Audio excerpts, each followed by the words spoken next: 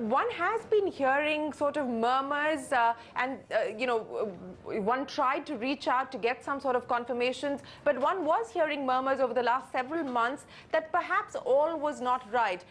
If you had looked at the speeches that Cyrus Mistry had made, whether it was at the AGM or, in the interviews that the Tata Group puts out itself, what we had picked up is that he was questioning the decisions that had been taken in the past. He had talked about in his most recent interview that had been published by Tata Sons, he had talked about the group having to take some tough decisions because at the end of the day, you will need to focus on profitable businesses. So maybe, and again, this is conjecture, this is speculation at this point in time, maybe the old guard and the new guard were running into some friction on some of the decisions that had been taken. You're absolutely right. I mean, Chorus was not a Cyrus Mistry decision. The Nano was not a Cyrus Mistry decision. So if anything, these are decisions Shireen, he's also the youngest son of Palonji Mistry. So I don't know if the families have got some say in this. If he represents Palonji Mistry and he has been asked to step down, then is there a tussle beyond performance? Is there a different kind of tussle? We really don't know. Yeah, go ahead. No, we don't know, Lata, and what is even more important is that Ratan Tata is now back. We've also heard in the past that Mr. Tata was very much in the thick of things, but this is now confirmed. The board has named Ratan Tata as the interim chairman of Tata Sons. So this is a very, very odd situation.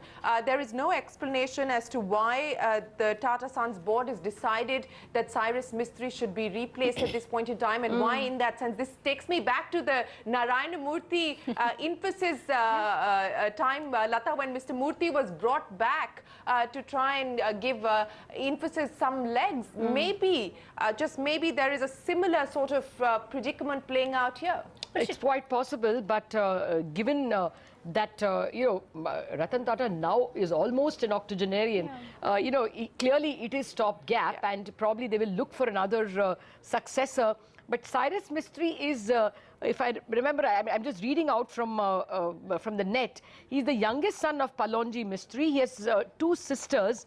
One of his sisters, Alu, is married to Noel Tata, who is a half-brother of Ratan Tata. So, there are two different families. Shapur Mistry had bought Tata Sons shares as early as in the 1930s. And at the moment, Shapur Mistry holds the highest stake of 18.5% in Tata Sons, which is held largely by several trusts. So he's just the largest single shareholder, but with just 18.5% stake. So, ultimately, it will be the call of the directors of these various trusts which will decide. So there could be something beyond performance, but performance certainly could be one of the criteria.